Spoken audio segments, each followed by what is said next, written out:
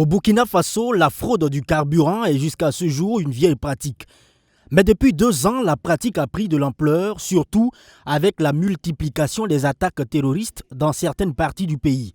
On estime entre 400 et 500 camions-citernes qui déversent de manière frauduleuse du carburant sur les territoires burkinabés, spécialement dans les zones sous contrôle terroriste, et c'est du Niger et le Bénin que proviennent ces contrebandiers.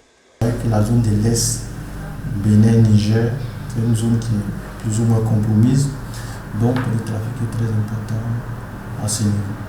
En tout cas, selon les rapports que nous avons pu lire et selon les constats qui se dessinent, que c'est devenu une opportunité pour certains groupes terroristes. C'est un chemin qui se dessine clairement car à chaque fois que les forces de défense et de sécurité démantèlent une base terroriste, en plus des armes et munitions, des fûts de stock de carburant sont découverts. C'est à croire que certains actes de ces hommes armés dans des zones du pays visent simplement à créer et entretenir des couloirs pour acheminer ces fûts, ce qui fait perdre à la douane seulement environ 10 milliards de francs CFA. Les dissidents qui doivent traverser le Burkina, donc ils font les formalités à l'entrée, ils disent qu'ils traversent le Burkina. Donc il y a un certain nombre de taxes, de droits de taxes et de douane auxquels ils ne sont pas assujettis. Donc s'ils reversent le carburant au Burkina Faso, le premier perdant c'est l'État, parce qu'il n'a pas perçu les taxes.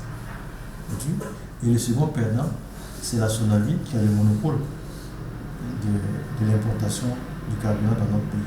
Donc il y a deux niveaux de perte des recettes qui font que ça met forcément la filière carburant en danger.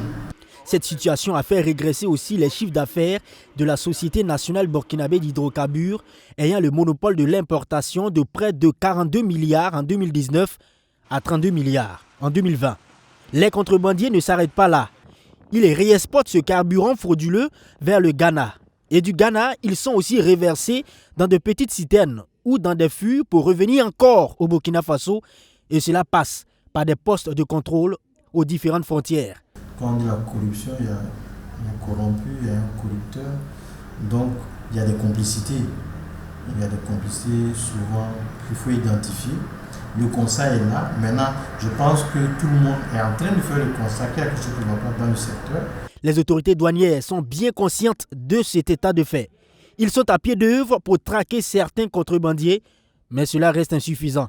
Il faut encore durcir ces actions pour assécher l'abreuvoir de ces terroristes dans les zones rouges. Un camion qui est déclaré, qui est identifié, on doit pouvoir le suivre. Maintenant, quand c'est une cargaison de fraude, bon, à l'est c'est difficile compte tenu de la situation. Mais c'est-à-dire que tant qu'on n'aura pas le contrôle un peu sur la région de l'Ouest, il y a un certain nombre de trafic de carburant qu'on ne peut pas résorber. La zone de l'Est, adossée au Bénin, est le principal axe sur lequel transite le carburant frauduleux. L'urgence aujourd'hui est que l'État central travaille à sécuriser au mieux cette partie du pays pour éviter que ces groupes armés continuent de s'approvisionner impunément en carburant et aller encore massacrer les innocentes populations, car s'ils ont moins de carburant, leurs mouvements seront aussi limités.